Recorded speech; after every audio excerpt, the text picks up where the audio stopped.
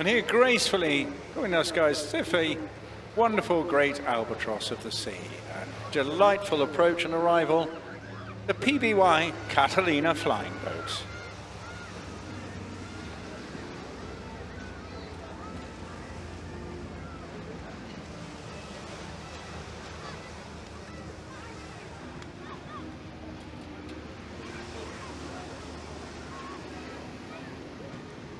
An absolute pleasure. Consolidated Catalina, arguably the most famous and successful flying boat ever built. Full of heritage, land, passion, and just sheer pleasure. Looking so comfortable in this maritime environment.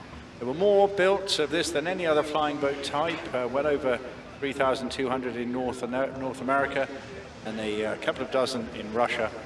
And produced in both the flying boat and amphibious versions. Of course, the amphibious version, and not just having a float capability, but a hard runway landing facility with wheels built into the side of the fuselage as well.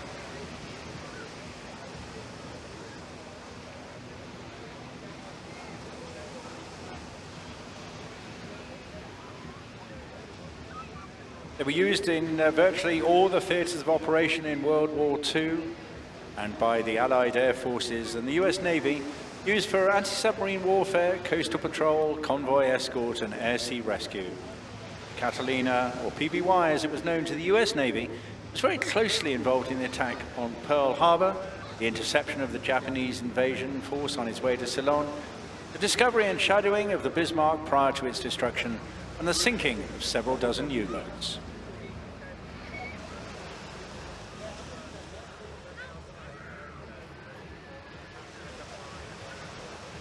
In the hands today as captain is John Harmsworth. He's assisted up front by Jeff Boyling, the co-pilot. And the all-important crew chief today is Roger Jackson.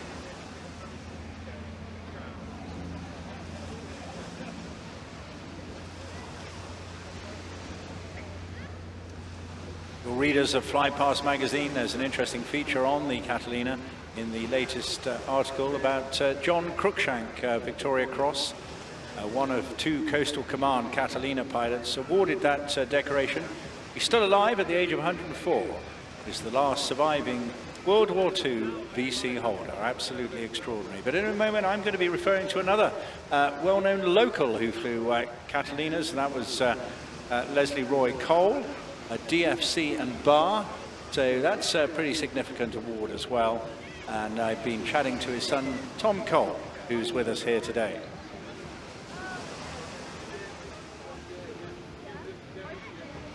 Flying here today, the last one still flying outside of the Americas. Now here, showing it in the configuration to land at sea, you see the little pontoon floats on either wing deployed for preparation for landing. If you look up closely, you may just see that artwork between the wheel and the cockpit, just below on the fuselage there as well. That design, noted, nicknamed as Miss Pickup, based on a character, Miss Lace, created by legendary wartime cartoonist Milton Caniff.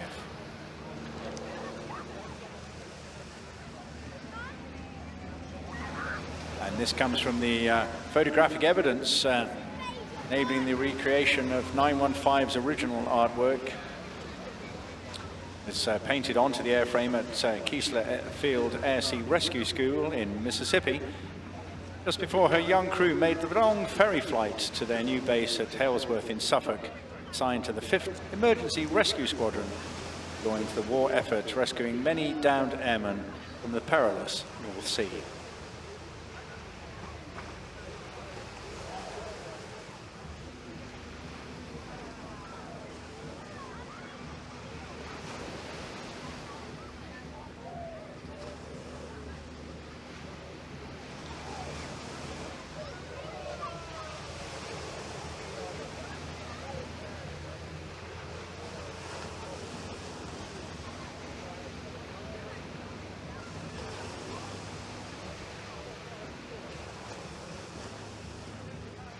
This aircraft was built by Canadian Vickers at Cartierville in Quebec for the Royal Canadian Air Force in the autumn of 1943.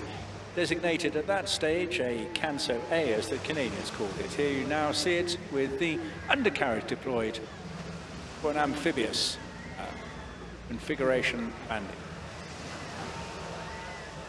Very, very versatile, of course. During the war, the aircraft hunted enemy submarines patrolling day and night along the coast of Western Canada. Post-war, it was used briefly as a freighter before joining a search and rescue flight, where it served until finally being sold in 1961.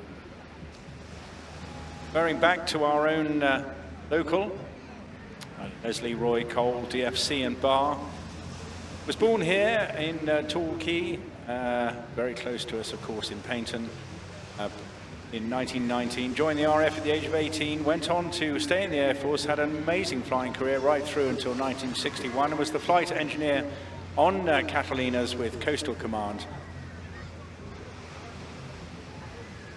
And then returned here after retirement to Torbay.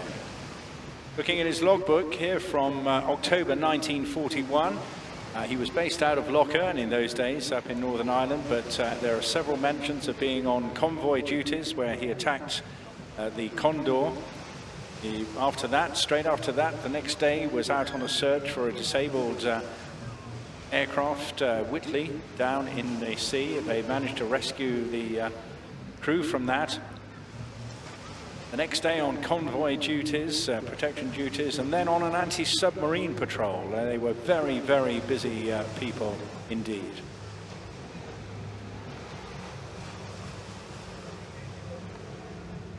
Just about a week later of that, in November, the crew were tasked to search for a German pocket battleship, the Admiral von Scheer, off the coast of Iceland. So it went on day in, day out, through whatever weathers. Quite a remarkable combination of effort. Of course, it could stay up for a good few hours. This aircraft had a service ceiling of around 15,000 feet. It could patrol 2,500 miles, and using those two 1,200 horsepower Pratt & Whitney twin Wasp radials, amazingly reliable engines they were as well. Maximum speed of around 118 miles an hour with a normal crew of 8.